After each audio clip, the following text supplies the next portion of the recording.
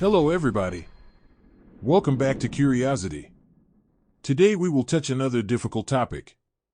The Nazism. We thought that in this period it's important to speak about the causes, the actors, and the consequences of World War II. So today we will speak about the rise and fall of Adolf Hitler. Enjoy the video and please like and subscribe to our channel. Who is Adolf Hitler? Adolf Hitler was a German political leader and dictator who rose to power during the 1930s. He established Nazism, an extreme form of fascism, as the governing ideology of Germany. He also developed plans attempting to superpower Germany through aggressive expansion and military invasions aimed at conquering multiple countries on the European continent. His focus on racial hatred and violence led to a world war, and his invasion of Poland in 1939 is widely seen as the event that triggered it. His regime resulted in millions of deaths, prompting one of his most infamous titles, the Nazi Butcher. How he rise to power? Adolf Hitler's rise to power began in 1919 when he joined the German Workers' Party, which was renamed the Nazi Party.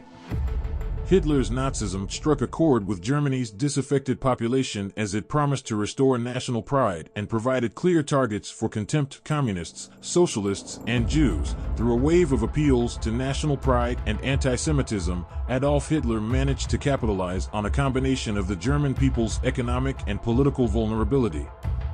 His Nazi ideology caused the public to become increasingly fixated on his goals and vision of an ideal Germany, which led to unprecedented support for his regime.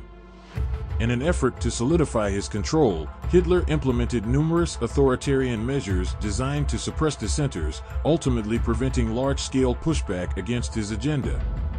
Subsequently, through careful manipulation of the German zeitgeist, he was swiftly able to ascend to a position of power from which he could implement Nazism on a much larger scale than ever before. During his tenure as leader of the Nazi Party, Hitler was able to hone his speaking abilities through several public speeches that became instrumental in captivating crowds and inciting violent, raucous behavior against his political opponents. In 1933, following a landslide electoral victory, Hitler was appointed Chancellor of Germany by Reich President Paul von Hindenburg, thus setting in motion events leading to outright control of state authority by the Nazi Party and its Führer 2 years later in 1935. Adolf Hitler's rise to power is one of the most studied phenomena in modern history. Although there were multiple factors behind his ascension, two main developments were central in promoting Nazism. The first was Germany's devastating loss in the First World War, a defeat that created massive socio-economic chaos. This laid the groundwork for Nazism to gain momentum amongst Germans who felt displaced and vulnerable. Secondly, Hitler's infamous ability as a public speaker played a key role in allowing Nazism to spread more widely amongst German citizens by giving them emotional solace and providing a clear ideology which aimed at restoring national strength. Through these tactics, Nazism slowly gained control over German politics, and Adolf Hitler ultimately rose to power. How he planted the seed of World War II. On September 1, 1939, the Germans invaded Poland. To justify their action, Nazi propagandists accused Poland of persecuting ethnic Germans living in Poland. Furthermore, they falsely claimed that Poland, together with its allies Great Britain and France, was planning to encircle and dismember Germany. The SS, in collusion with the German military, staged a fake attack on a German radio station. The Germans then blamed the Poles for the attack. Hitler used this action to launch a retaliatory campaign against Poland. Germany launched the surprise attack at dawn on September 1, 1939, with an advanced force numbering more than 2,000 tanks supported by some 900 bombers and more than 400 fighter planes.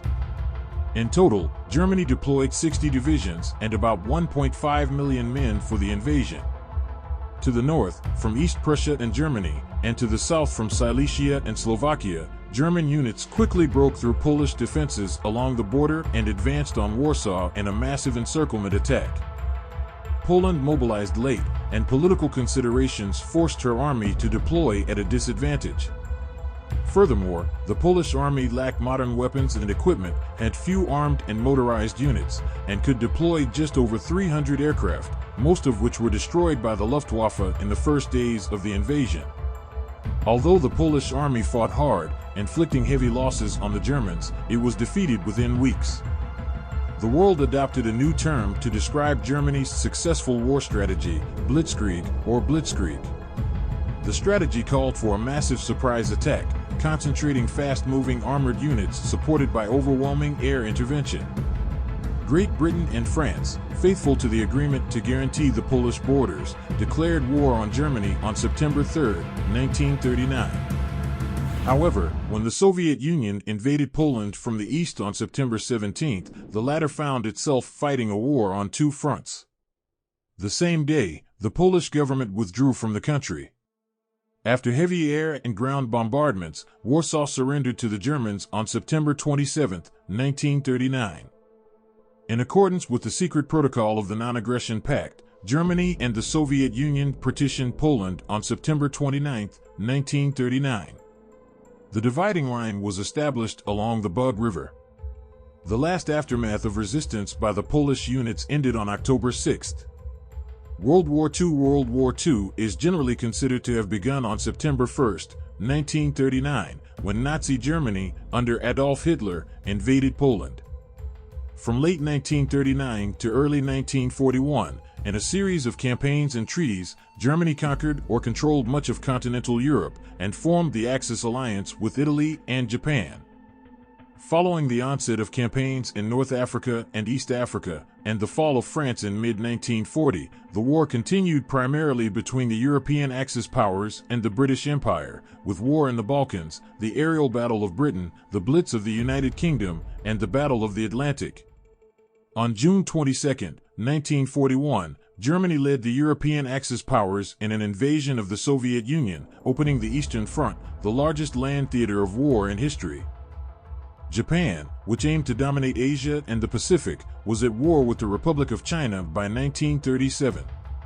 In December 1941, Japan attacked American and British territories with near-simultaneous offensives against Southeast Asia and the Central Pacific, including an attack on the U.S. fleet at Pearl Harbor, which resulted in the United States declaring war against Japan.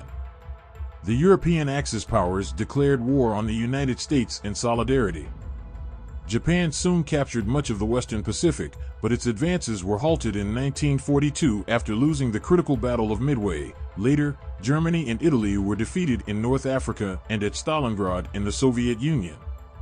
Key setbacks in 1943, including a series of German defeats on the Eastern Front, the Allied invasions of Sicily and the Italian mainland, and Allied offensives in the Pacific, cost the Axis powers their initiative and forced them into strategic retreat on all fronts. In 1944, the Western Allies invaded German-occupied France, while the Soviet Union regained its territorial losses and turned towards Germany and its allies. During 1944 and 1945, Japan suffered reversals in mainland Asia, while the Allies crippled the Japanese Navy and captured key Western Pacific islands. The war in Europe concluded with the liberation of German-occupied territories and the invasion of Germany by the Western Allies and the Soviet Union, culminating in the fall of Berlin to Soviet troops, Hitler's suicide, and the German unconditional surrender on May 8, 1945. Hitler's suicide. Adolf Hitler, Chancellor and dictator of Germany from 1933 to 1945, died by suicide via gunshot on April 30, 1945 in the Führer bunker in Berlin after it became clear that Germany would lose the Battle of Berlin, which led to the end of World War II in Europe. Eva Braun, his wife of one day, also died by suicide, taking cyanide. In accordance with Hitler's prior written and verbal instructions, that afternoon their remains were carried up the stairs and through the bunker's emergency exit to the Reich Chancellery garden, where they were doused in petrol and burned. The news of Hitler's death was announced on German radio the next day, May 1st. How ended the war? Following the refusal of Japan to surrender on the terms of the Potsdam Declaration, the United States dropped the first atomic bombs on the Japanese cities of Hiroshima on August 6 and Nagasaki on August 9. Faced with an imminent invasion of the Japanese archipelago, the possibility of additional atomic bombings, and the Soviet Union's declared entry into the war against Japan on the eve of invading Manchuria, Japan announced on August 10 its intention to surrender, signing a surrender document on September 2, 1945. What we should remember. In our humble opinion, we think that all the dictatorships had on their side the common fear of the individual citizen had about the future. It's not a case that the mass society era generated the dictators, whenever the idea of an individual became irrelevant and the only thing that mattered is the common thought. That's a totalitarianism. As a Roman poet, called Tralusa, used to say in a sketch where number 1 speaks with number 0, "I might not be important," said number 1 to number 0. What's your worth? Nothing.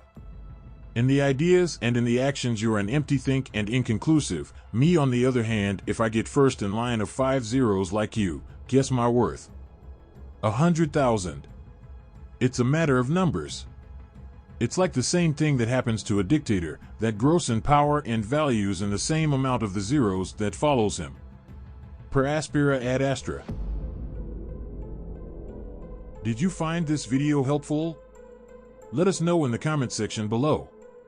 If you've watched the video till here, hit the like button and subscribe to Curiosity. Don't forget to turn on notifications so you'll never miss any of our upcoming videos. Thank you for watching.